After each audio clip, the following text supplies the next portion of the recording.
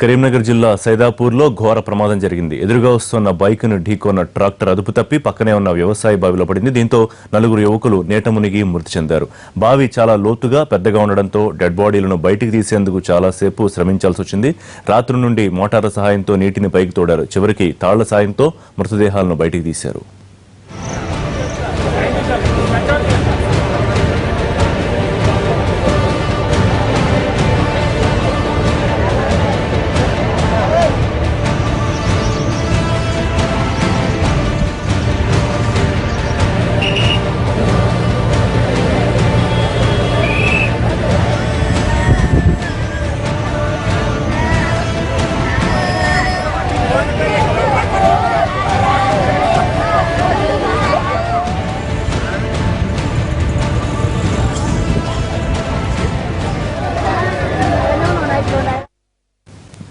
చిగురుమావిడి మండలం బొమ్మెనపల్లి గ్రామానికి చెందిన కత్తుల శివ ఇటీవల ట్రాక్టర్ కొనుగోలు చేశాడు. ఈ సందర్భంగా సంతోషంతో తన నలుగురు మిత్రులకు దుద్దినపల్లి వద్ద గ్రాండ్ గా పార్టీ ఇచ్చాడు. అర్ధరాత్రి సమయంలో తన ట్రాక్టర్ పై బొమ్మెనపల్లికి తిరిగి ప్రయాణమై ఎదురుగా వెళుతున్న బైకును ఢీకొట్టాడు. ఈ కంగారులో ట్రాక్టర్ అదుపు తప్పి సమీపంలోని వ్యవసాయ బావిలోకి దూసుకుపోయింది.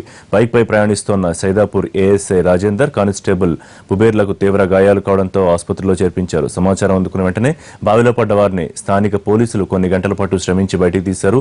తాగిన మైకంలో బైకును ఢీకొట్టడం, ట్రాక్టర్ అదుపు తప్పడంతో ప్రమాదం చోటు చేసుకున్నట్టుగా పోలీసులు ప్రాథమిక నిర్ధారణకు వచ్చారు.